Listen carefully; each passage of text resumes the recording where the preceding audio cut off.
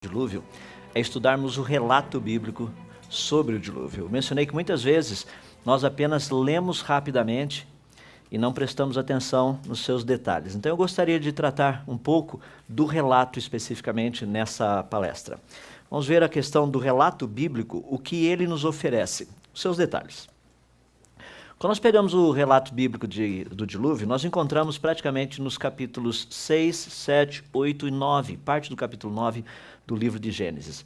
Ali nós temos uma descrição, um resumo, aqui nós temos uma descrição do resumo do que é tratado. Nós tratamos esse texto trata da destruição da humanidade, destruição dos animais, destruição através de um dilúvio global, construção de um grande barco, que foi a arca que Noé construiu para a salvação tanto dele quanto sua família, também dos animais, que essa destruição global foi causada pela ira de Deus e do reaparecimento dessa raça humana, dessa cultura, da civilização, também dos animais após o dilúvio. Então essa é a informação básica, se nós fôssemos condensar todos esses capítulos, essa é a informação que nós temos ali.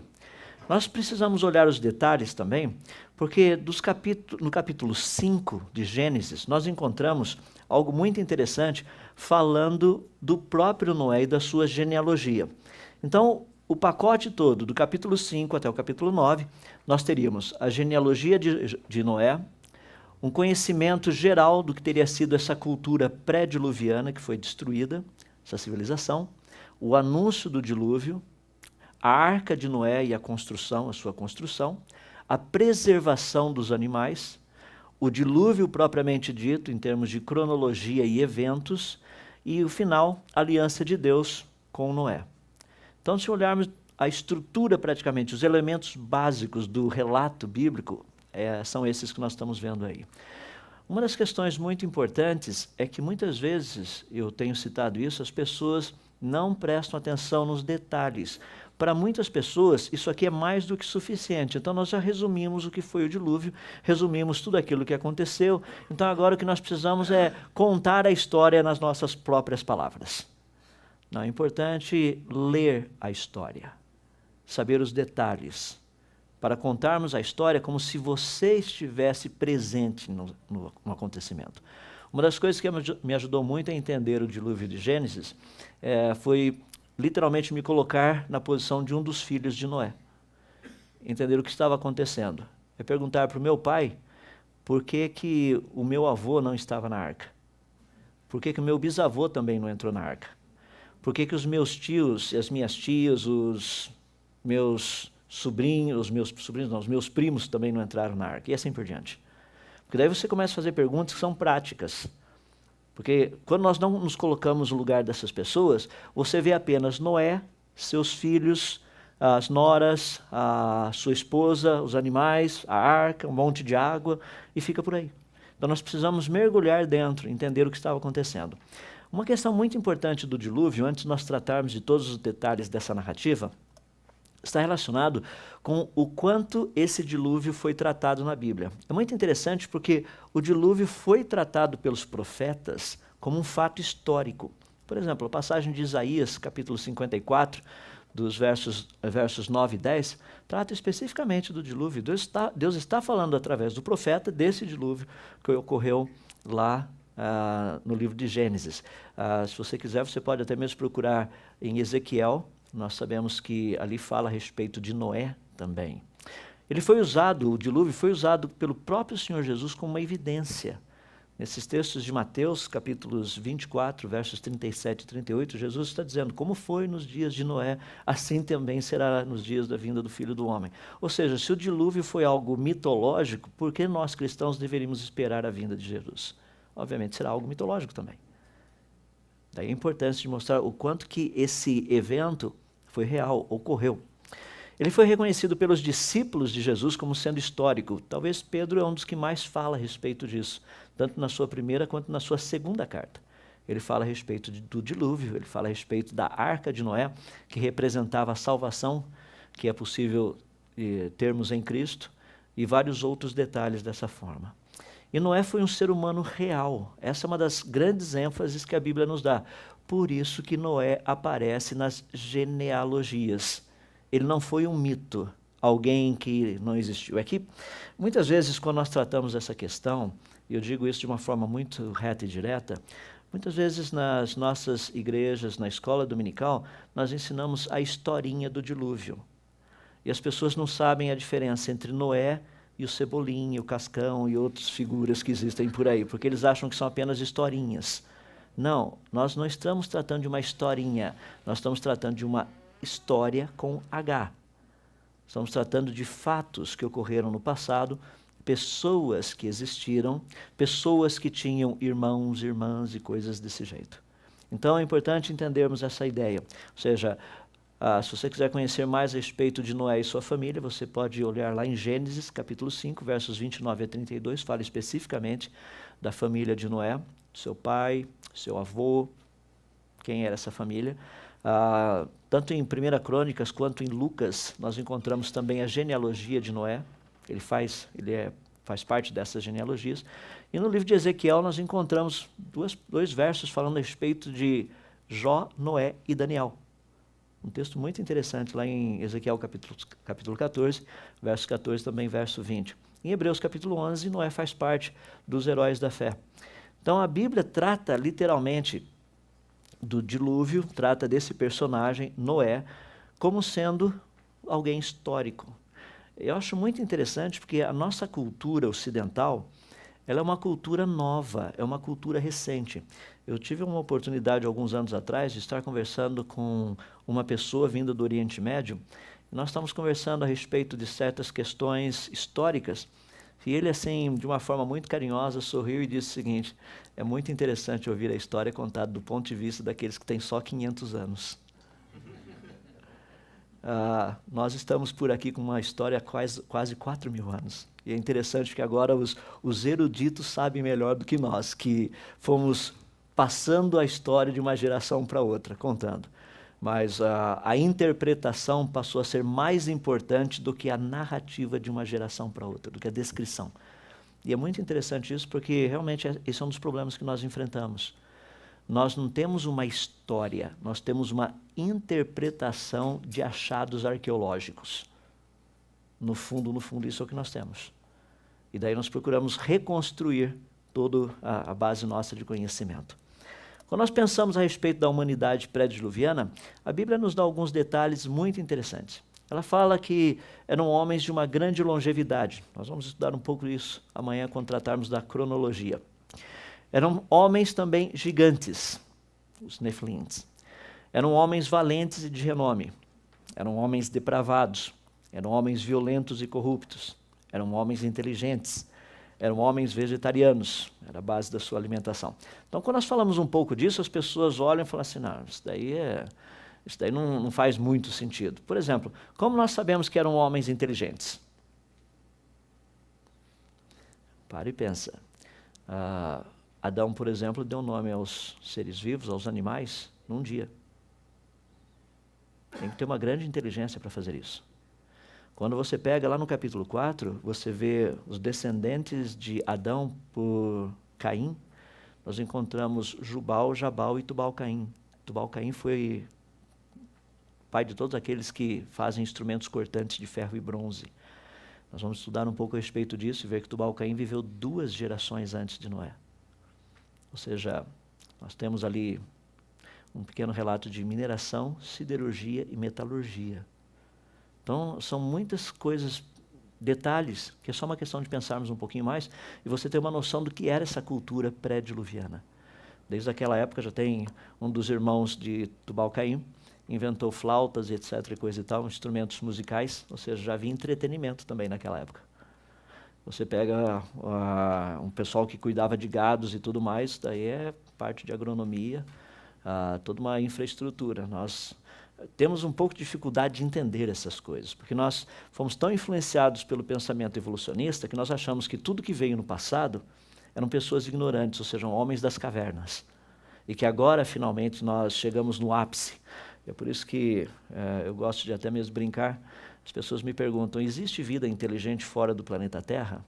Atualmente nós estamos questionando se ainda existe vida inteligente no planeta Terra, porque isso é um problema sério. Do jeito que a coisa está indo, parece que menos e menos vida inteligente tem por aqui.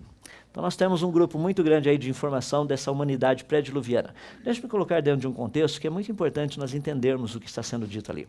Quando nós falamos de homens de grande longevidade, pare e pensa, nós vivemos numa época em que, em alguns países, a longevidade do ser humano já ultrapassa 80 anos, a média. Se você voltar a poucos séculos atrás, essa média era de aproximadamente 45 anos. Ou seja, atualmente nós estamos vivendo o dobro daquilo que foi há poucos séculos atrás. Imagina se nós pudéssemos falar com uma daquelas pessoas de alguns séculos atrás, falar assim, meu avô morreu com 87 anos, a pessoa ia achar que seria a coisa mais absurda do mundo. Onde já se viu 87 anos? Pessoas conseguem viver tanto assim? Porque é o referencial. Então é importante entender, homens de longevidade. Questão de gigantes, muitas pessoas têm uma ideia errada de gigantes. As pessoas acham que eram pessoas assim de 15 metros de altura, 20 metros de altura. Os gigantes que a Bíblia fala eram pessoas de aproximadamente 3 metros. 2,90 metros, por exemplo, era a altura do gigante Golias. Uma pessoa que tinha quase a altura de Golias, que viveu na década de 40 do século passado, Robert Wadlow, ele tinha 2,75 metros, ele era 15 centímetros menor que Golias. Então nós precisamos entender que tipo de gigantes eram esses, ou seja, eram pessoas muito mais altas? Sim. Agora, para e pensa, nós temos algumas culturas no nosso planeta, alguns países, que a média estatística da altura das pessoas é acima de 1,86 m. Há alguns séculos atrás, nós tínhamos pessoas com uma média de altura, alguns povos, que não passava de 1,60 m. Agora, imagina uma pessoa de 1,60 m encontrando alguém, como é muito comum encontrarmos na nossa época agora, alguns jogadores de basquete, por exemplo, de 2,10 metros de altura. Ou seja, essa pessoa chegaria, olharia, tem pelo menos quase um pouquinho mais, vamos ser bem retos e diretos, tem pelo menos mais meio metro de gente para cima ainda. Seria impressionante. Olha o tamanho. Você pega, por exemplo, a mão de um jogador de futebol e compara com a mão de uma pessoa normal, rapaz, a mão deles é quase o dobro da mão normal de um ser humano. Então nós estamos tratando de coisas que no passado são descritas, que não são muito diferentes da realidade que nós vivemos agora, comparado com a realidade de poucos séculos atrás. Então não existe uma diferença muito grande. Nós, quando vemos que eram homens valentes, homens de renome, isso é muito comum. Quando falamos de homens depravados, basta estudar a história humana desses últimos 6.000 anos, você vai perceber que não mudou nada desde antes do dilúvio, continua igual depois do dilúvio. Homens violentos e corruptos, assista o Jornal Nacional. Homens inteligentes, o tipo de alimentação, essas coisas todas, é impressionante. Então, existe um valor muito grande de entendermos alguns detalhes que nos são passados do relato bíblico. São pequenas coisas. Eu coloquei um resumo delas aqui. Todas elas você consegue extrair diretamente do texto. É só pensar um pouquinho a respeito. Por exemplo, como nós sabemos que eles eram vegetarianos? Primeiro que Deus disse para Adão. Na criação de Adão, ele disse que toda planta cujo fruto possui sementes, daí seria para alimento, para ele e sua esposa. Mas a todos os outros, ou seja, os animais, etc., coisa e tal, todas as plantas seriam para alimento deles. Já lá no capítulo 9, no verso 3, Deus diz o seguinte para Noé: como vos dei a erva verde, tudo vos dou agora. Deus está falando dos animais. Então havia uma dinâmica, houve uma alteração, uma mudança. Então nós sabemos que antigamente eles eram vegetarianos. Agora nós sabemos que nós somos também carnívoros. Utilizamos isso. Então, alguns detalhes do que teria sido essa civilização pré-diluviana. Seria possível ter uma noção da quantidade de pessoas na época do dilúvio? Existe uma possibilidade de termos uma ideia. Por exemplo, nós sabemos que de Adão até o dilúvio, seguindo a genealogia bíblica, 1.656 anos teriam se passado. Então, se nós pegarmos as taxas de crescimento atuais da humanidade, pegarmos metade dessa taxa de crescimento, usarmos o modelo malthusiano, que é um modelo muito geral. Na época do dilúvio, começando com 2 pessoas, 1.656 anos depois, nós teríamos por volta de 4,5 bilhões de habitantes no planeta. Nós sabemos que não era tudo isso, a quantidade deveria ser muito menor, devido a certas coisas são citadas, por exemplo, eram homens violentos, havia uma estrutura onde morte imperava. Então, quando você coloca esses outros valores, existe uma possibilidade de estarmos tratando de 700 milhões a 2 bilhões de pessoas na época do dilúvio. Ou seja, não era apenas um grupinho, meia dúzia de pessoas espalhadas no planeta. Eu estou colocando isso aqui apenas para nós entendermos que é possível ter uma noção. Nós não sabemos se havia essa quantidade ou não, mas é possível ter uma noção. Se pegarmos os dados atuais de crescimento de população e coisas assim, fizermos um tipo de uma extrapolação, esses seriam mais ou menos os números. Lembre-se que nós estamos tratando de pessoas que, no relato bíblico, viviam 900 anos. Atualmente, nós vivemos uma média mais ou menos aí dos nossos 60, 80, talvez chegando a 90 anos. Então é importante entendermos, mas dá para ter uma pequena noção. Algumas coisas também que nós podemos conhecer a respeito dessa civilização pré-diluviana, você encontra na genealogia de Caim. Ali nós temos uma noção de como eram essas pessoas. Por exemplo, Caim foi o segundo depois de Adão, filho de Adão, foi o primeiro assassino do planeta. Eu costumo brincar que não houve nenhum assassino como Caim, porque de todos os grandes do planeta que causaram muita morte, ninguém conseguiu matar 1/4 da população. Só Caim fez isso. Literalmente, porque tinham 4 pessoas, ele matou 1, ficaram apenas 3. Então ele causou um estrago muito grande. Ou seja, Caim edificou uma cidade, então nós vemos urbanização. Eu sei que muitas pessoas têm dificuldade a respeito disso, e falam, não, mas Caim foi construir uma cidade para ele sozinho. As pessoas não entendem que nós estamos falando de pessoas que viviam 900 anos. Para e pensa na cidade de São Paulo há 500 anos atrás. Então nós precisamos entender um contexto. Nós não estamos falando apenas de uns meros 30, 40, 50 anos. Havia um tempo suficiente para a construção. Chegou uma época que Caim tinha tantos descendentes que ele falou, nós precisamos nos organizar. Vamos construir uma cidade e fazer com que a coisa funcione. Um dos descendentes de Caim foi Lameque, foi o 7º depois de Adão, na genealogia. Ele foi o primeiro bígamo da história humana, o primeiro que teve pelo menos mais de uma mulher. Foi um assassino, parece que isso roda na família. Ou seja, é muito interessante porque, diga-se de passagem, foi um assassino por questões banais. Apenas um garoto falou uma coisa que não deveria, ele foi e matou. Seria mais ou menos nos dias de hoje, eu quero teu tênis. Você fala, mas eu não posso dar meu tênis. Pronto, resolvido o problema, agora eu pego o seu tênis. Ou seja, a vida vale um tênis. É mais ou menos o que aconteceu ali no caso de Lameque.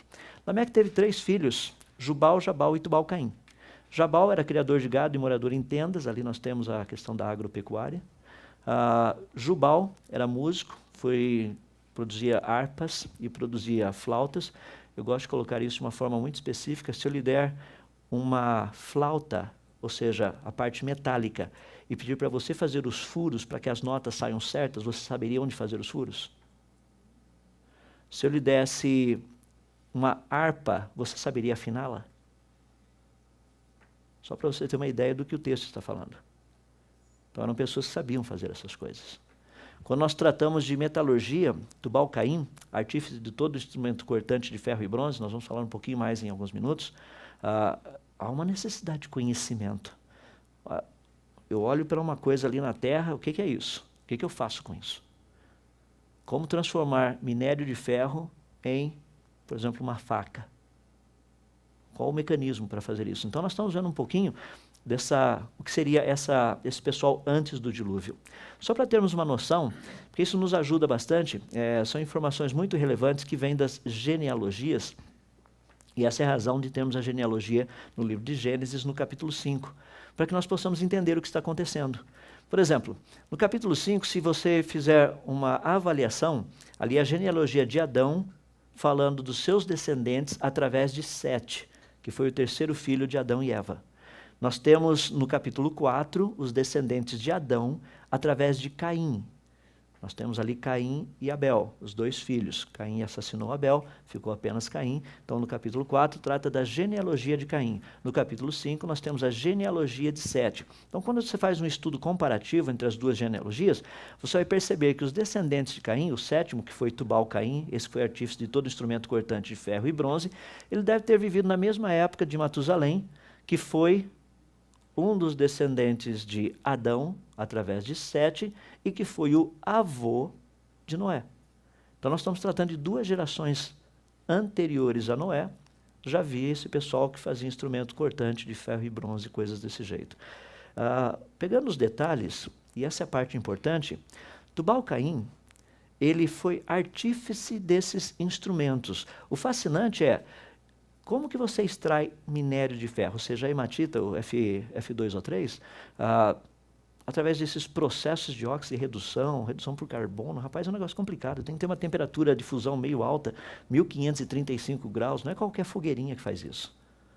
Como desenvolver essa tecnologia para termos essas coisas? Quando trata de instrumentos cortantes de bronze, daí a coisa fica um pouco mais complicado, porque o bronze é uma liga de cobre e zinco, e a proporção tem que ser muito precisa, porque senão você não cria uma ferramenta de corte.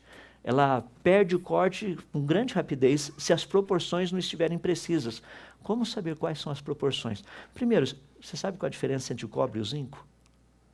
Se eu lhe der os dois, você sabe o que é o quê? Você saberia como colocar nas proporções e como fazer a mistura de tal maneira que ocorra? Eu posso te garantir que não dá para colocar no liquidificador e bater. Tem que ter uma técnica para que isso seja feito. Então nós estamos vendo coisas muito interessantes a respeito dessas pessoas pré-diluvianas. Isso fala um pouco da cultura que havia naquela época, do conhecimento.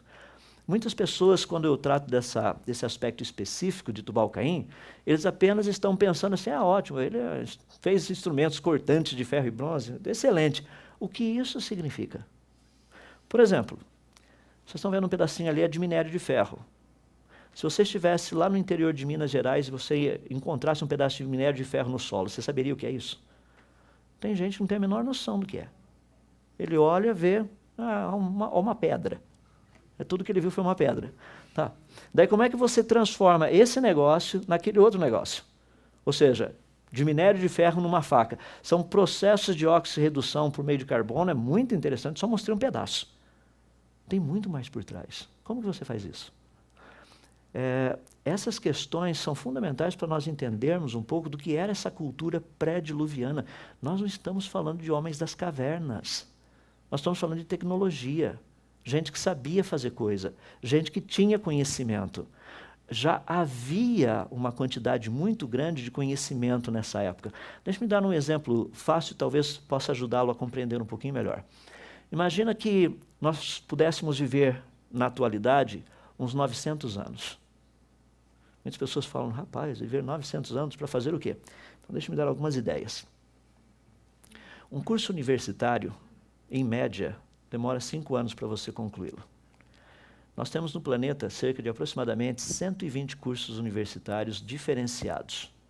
Tem alguns que são apenas parecidos ou variações, mas 120 são todos diferenciados. Vamos supor que você gastasse uma boa parte da sua vida para fazer todos os cursos universitários. Isso significa que você iria investir cerca de 600 anos da sua vida estudando. Já imaginou que você ainda teria mais 300 anos para poder aplicar tudo aquilo que você aprendeu? Para e pensa, nós gastamos 5 anos fazendo um curso universitário e trabalhamos 35 e achamos que fizemos um progresso fabuloso. Imagina você poder estudar por 600 anos e ainda ter mais 300 anos para colocar em prática tudo aquilo que você conheceu. Eu creio que dá para você começar a ter uma noção, uma pequena noção do que foi essa civilização pré-diluviana. É que nós não pensamos desse jeito. Nós apenas olhamos para todo esse povo e falamos, aquele pessoal que viveu antes do dilúvio. E na nossa mente fica flutuando algumas figuras mais ou menos assim, meio interessantes de homens das cavernas. Não é essa a descrição que a Bíblia nos dá. Por isso que nós, quando tratamos essas questões, esses elementos desse relato bíblico, esses pequenos detalhes, à medida que você vai prestando atenção, você vai entendendo, vai ficando mais claro qual era o contexto onde Noé vivia. Por que ele foi um homem realmente de fé? Por que a Bíblia fala de uma forma tão bonita e eloquente a respeito desse grande homem? Que, vivendo numa sociedade perversa, conseguiu inclusive influenciar os seus filhos a ajudá-lo a construir a arca. Isso para mim é impressionante. Como que um pai, dentro daquela sociedade, conseguiu fazer com que sua família fosse a seu favor e não contra ele. Imagina Noé avisando sua esposa, seus filhos, a respeito da proposta de construir uma arca. Nós vamos trabalhar a respeito disso nas palestras que vêm aí. Então, a questão dos elementos do relato bíblico, a importância dos detalhes, e precisamos olhar um pouquinho essa relevância desses detalhes que nos são passados. Um deles que eu já mencionei agora de pouco, está justamente nessa questão da geologia do planeta. Ou seja, quando nós paramos e pensamos em aspectos geográficos e geológicos, como era o planeta Terra antes do dilúvio? Então nós precisamos ter uma noção. Por exemplo, era um único continente. Só tinha um continente. Olha que coisa fascinante. Quando nós estudarmos a respeito dos animais na arca, deixe-me fazer uma pergunta que eu não vou responder agora, mas estou dando toda a dica aqui para você pensar. Pessoas me perguntam como Noé conseguiu pegar animais aqui das Américas para colocar na arca. Por exemplo, capivara, anta, ema, as onças e coisas desse jeito. Porque existe um grande oceano entre... Sim, o oceano existe agora. Então nós precisamos conhecer um pouquinho da geografia pré-diluviana. Isso nos ajuda a entendermos a dinâmica do que aconteceu. Não somente isso, a parte da geologia, um outro aspecto muito interessante que nós temos também na geologia, diz assim, que no dia em que Noé completou 600 anos, 1 mês e 17 dias, nesse mesmo dia, olha o detalhe, todas as fontes das grandes profundezas jorraram e as comportas do céu se abriram. Que fontes são essas? Por que a Bíblia nos dá o detalhe? Porque a Bíblia simplesmente não diz, olha, quando Noé completou 600 anos, 1 mês e 17 dias, pô, ele não precisaria nem ter dado tudo isso, né? Porque está nos dando, inclusive, o mês e o dia. Se isso nos foi dado, é porque é relevante e é importante. Vai ser usado nos cálculos depois. Deus não daria simplesmente essas coisas, simplesmente se não tivesse um propósito. Ou seja, existe algo por trás. Seria possível estudarmos e conhecermos um pouco a respeito dessas fontes do grande abismo? Claro que sim. Da onde veio essa água? Porque é a água que fala do dilúvio. Contrário àquilo que muitos ensinam. Choveu. Choveu e inundou o planeta. Isso é impossível. É por isso que a Bíblia nos diz que primeiro veio a água de baixo. Depois veio a chuva. Então nós precisamos estudar essas duas fontes para saber exatamente que águas são essas, de onde elas vieram e os detalhes. Quando nós pensamos, por exemplo, na área da paleontologia, a Bíblia nos diz o seguinte, que todos os seres vivos foram exterminados da face da terra. Isso aparece lá em Gênesis capítulo 7, verso 23. Diz assim, tanto os homens como os animais grandes, os animais pequenos que se movem rente ao chão, e as aves do céu foram exterminados da terra. Você percebeu que ele não falou dos peixes? São detalhes. Mas nós não lemos os detalhes. Todos os animais. E coitado dos peixes. Coitado dos peixes. O que mais tinha no planeta era água. Daí o texto diz assim, só restaram Noé e aqueles que com ele estavam na arca. E as pessoas olham para mim e falam assim, tá vendo? E como é que fica tudo esse montão de peixe que nós temos no planeta? Todos os seres vivos foram exterminados da onde? Da face da terra. Aqueles que viviam na terra. São detalhes. O texto está nos dizendo. É que nós não lemos o texto. Daí as pessoas chegam para mim e falam assim, mas isso é muito interessante, mas os animais morreram todos afogados? Sim. Deixa evidência? Sim. Claro que deixa evidência. Diz o texto de Gênesis, capítulo 8, verso 14, no 27º dia do 2º mês, ano 601 da vida de Noé, a terra estava completamente seca. Você já viu um peixe preso num bloquinho de terra, como aquele ali? Não é muito comum, mas em situações catastróficas isso acontece. Esse daí iria apodrecer porque ele não está totalmente preso dentro da lama que secou-se. Se ele estivesse, e houvesse um processo rápido, esse peixinho, em vez de se decompor, como o que irá acontecer nesse caso, ele se tornaria um fóssil. Foi uma situação catastrófica, envolvendo muita água e muita lama. Então nós temos um contexto muito interessante para a gente parar e pensar a respeito disso. Por quê?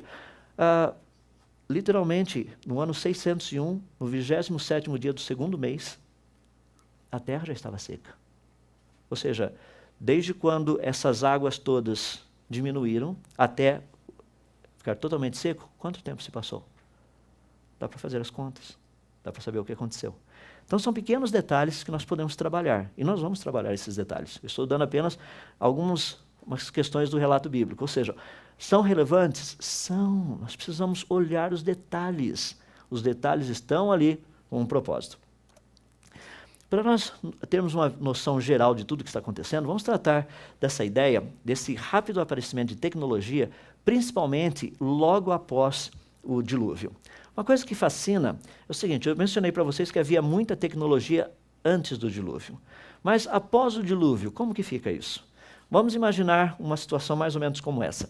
Suponhamos que uma catástrofe muito grande ocorra no planeta Terra e apenas você, sua família e talvez mais outras 2, 3 famílias sobrevivam. Vocês sabem, obviamente, o que é telefone celular. Vocês sabem o que é computador, você sabe o que é micro-ondas, você sabe o que é geladeira, você sabe o que é carro, você sabe o que é avião, você sabe todas essas coisas. Pergunta, você sabe fazer um?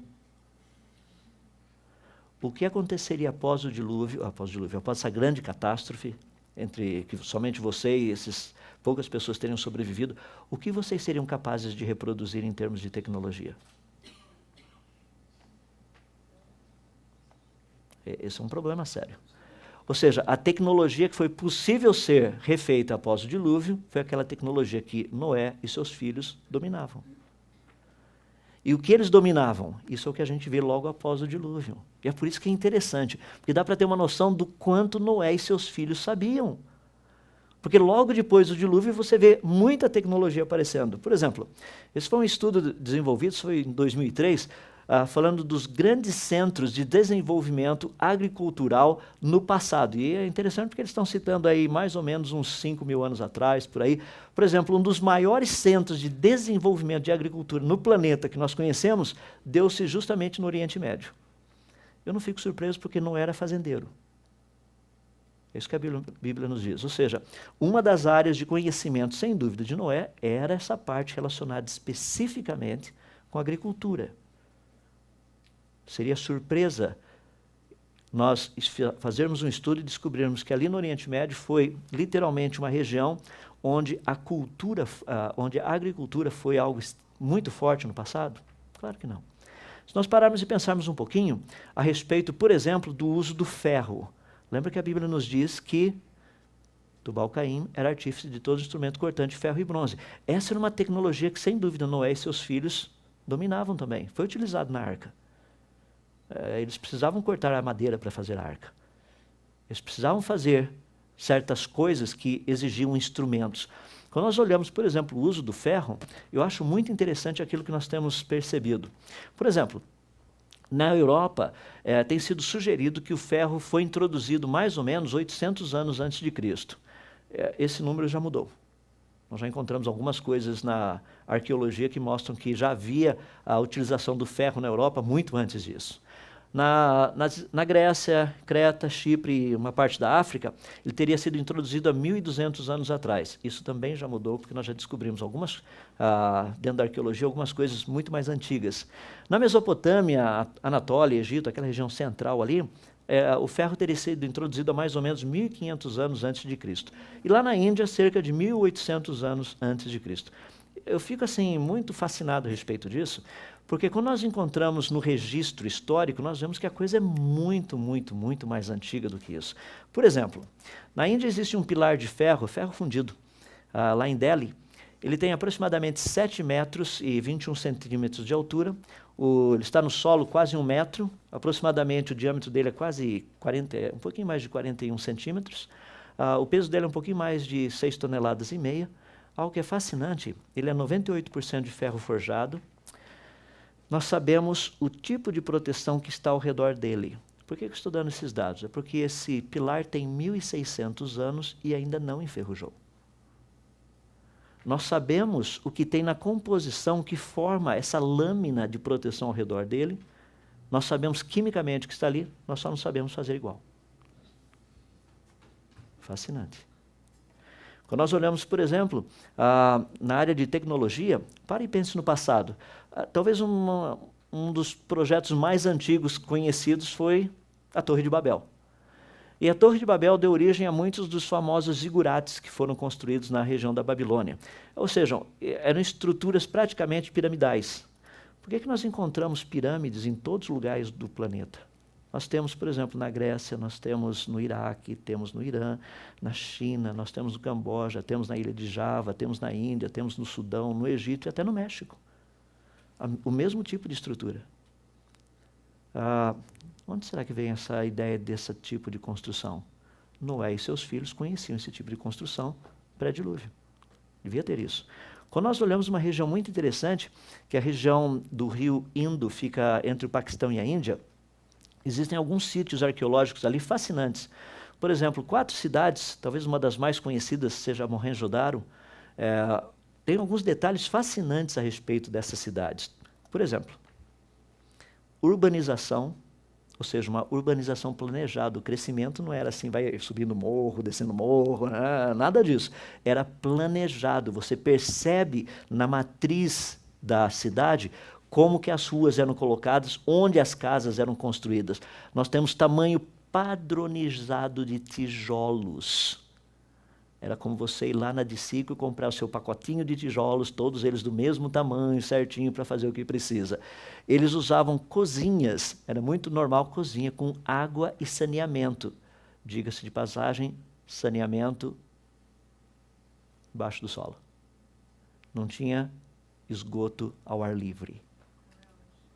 E nós estamos só alguns anos atrasados aí. Banheiro com esgoto subterrâneo, banheiros com vasos sanitários. Eu estou falando de uma cidade de 4.500 anos. Nós temos água, rede de água pública, sistemas com filtro de carvão ativado. Em alguns das áreas dessas partes estudadas, tem coisas fascinantes aí. Piscina pública coberta. E a lista vai. Esse pessoal usava sistemas de roldanas com polias para levantar peso. Daí nós sabemos que já usavam roldanas de metal, nós temos exemplos lá, nós estamos falando de 4.500 anos atrás. E as pessoas olham aí e ficam fascinadas quando a gente vê uma pessoa tentando levantar um negócio pesadão e tem um jogo de roldanas ali do lado, ele não sabe o que fazer com aquilo. Tem pessoas que não sabem nem calcular a força necessária e quantos seriam necessários para puxar na corda aqui, para levantar 500 quilos. Quantas roldanas seriam necessárias, aquelas rodinhas assim, que você tem que fazer. Fascinante, tudo isso lá atrás. Então nós percebemos uma quantidade muito grande de tecnologia aparecendo rapidamente depois do dilúvio. Por quê? Porque essa tecnologia era conhecida antes do dilúvio, Noé e seus filhos conheciam, eles passaram essa tecnologia de um lado para outro, pré-dilúvio, pós-dilúvio. Para irmos na reta final, eu queria só falar rapidamente de alguns elementos científicos que são relevantes relacionados com o dilúvio. Nós temos, de uma forma bem específica, a geologia e a paleontologia. Então, quando nós estudamos o planeta Terra, essa é a estrutura que nós temos do planeta atualmente. Mencionei rapidamente que o planeta Terra, no passado, ele teve um único continente. Alfred Wegener falou a respeito disso. Nós temos trabalhado muito a respeito dessa questão, ou seja, a movimentação das placas tectônicas. Eu gostaria de dar um exemplo rápido para você entender alguns pequenos probleminhas envolvidos nisso daí. Nós temos, por exemplo, a América do Sul e a África. A América do Sul e a África são separados pelo Oceano Atlântico. Nós sabemos que essas duas massas gigantescas de terra estão se afastando a 2 centímetros por ano.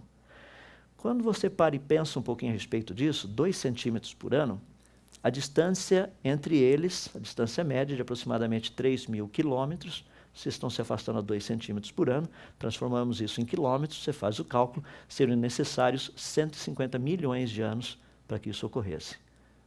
Daí você para e pensa, não, peraí, o dilúvio ocorreu há mais ou menos uns 5.000 anos atrás. Isso não faz sentido.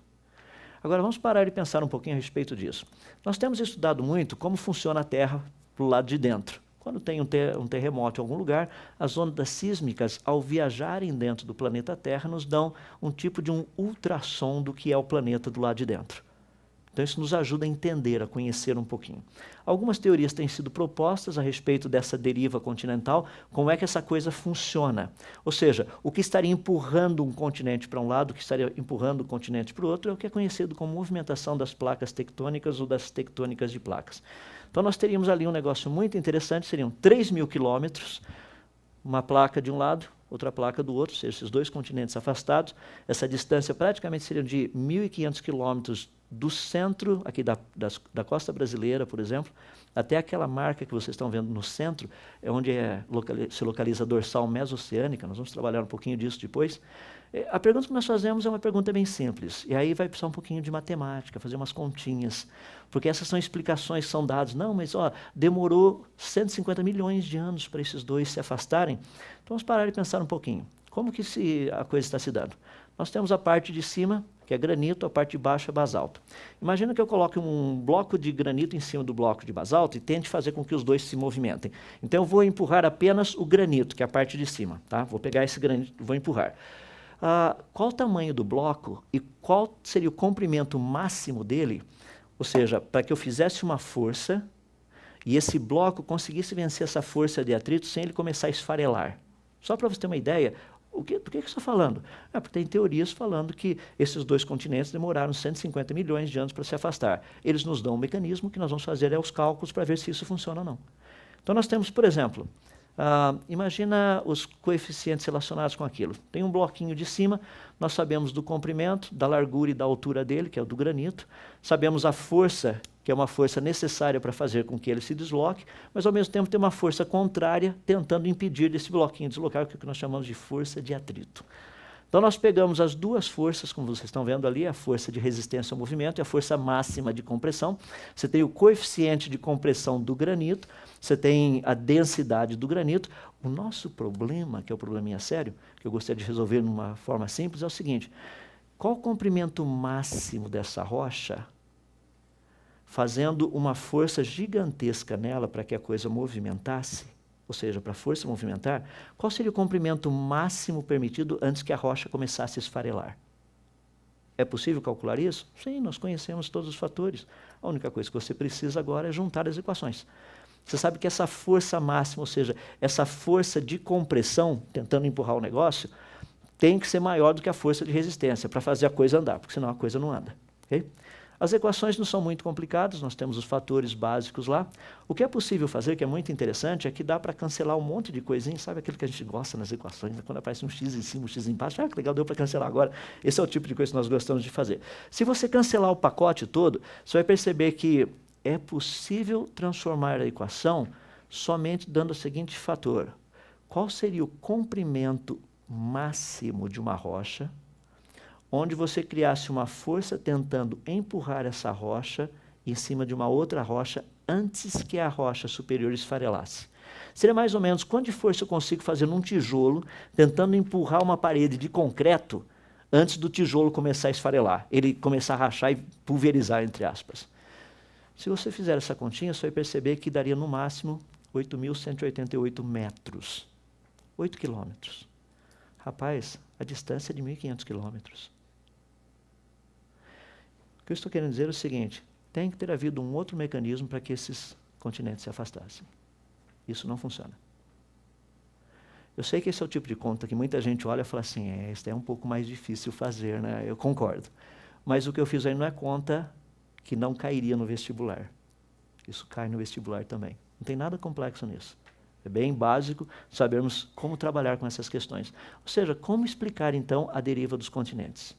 Isso é algo interessante. Vamos estudar a respeito disso. Vamos procurar conhecer mais a respeito disso. Na área da paleontologia, temos algumas questões muito interessantes. Por exemplo, formação dos fósseis. Fósseis se formam em situações anormais, em situações catastróficas. Um animal ou uma planta, quando morre, ele se decompõe. Literalmente, ele não vira um fóssil. Uma outra questão muito interessante é que o bom estado de preservação em que os fósseis são geralmente encontrados demonstra que a maioria dos fósseis encontrados no registro fóssil passou por um processo rápido de sepultamento. Ou seja, essas plantas, esses animais, não ficaram expostos lá por milhares e milhares de anos, ou milhões e milhões de anos. Foi um processo extremamente rápido. Um outro também que é muito interessante é que a maioria dos fósseis são encontrados naquilo que nós chamamos de rochas sedimentares. Uma rocha sedimentar é formada por sedimentos que foram transportados por água. Isso é muito interessante. Por que nós temos uma quantidade absurda de rochas sedimentares no nosso planeta? Essa é uma pergunta que muitas vezes as pessoas não fazem. Quando nós pensamos também nos fósseis encontrados, essas rochas sedimentares espalhadas por todo o planeta, não apenas num local, por muitas regiões. Então nós temos rochas sedimentares com fósseis em todos os lugares. Quando nós olhamos dentro da área da paleontologia de uma forma específica, em termos de datação, nós temos, por exemplo, os dinossauros tendo sido colocados aí como tendo vividos há 65 milhões de anos atrás.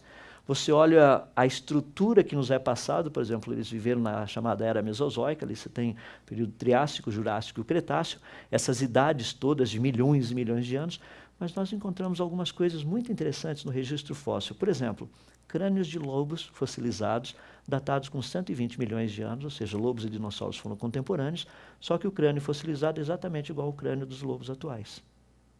Isso é interessante. Isso significa que lobos e dinossauros, os lobos que nós conhecemos hoje, viviam juntos na época dos dinossauros. Quando você pega, por exemplo, o crânio de panda fossilizado, datado com 96 milhões de anos, isso se encaixa dentro do período que os dinossauros teriam vivido. Observem que eu estou usando a escala de tempo evolucionista por uma questão de consistência.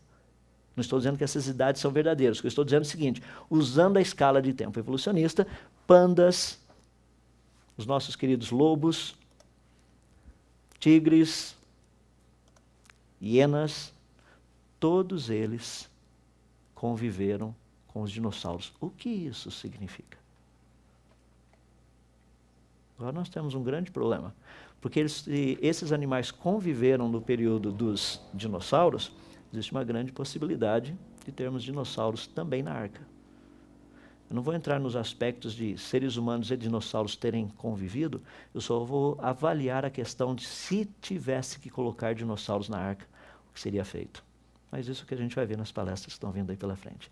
Por enquanto a gente vai ficar por aqui, para ter uma noção dessa narrativa bíblica, dos seus elementos e da importância de estudarmos os detalhes. As próximas palestras vamos trabalhar sobre todos esses detalhes.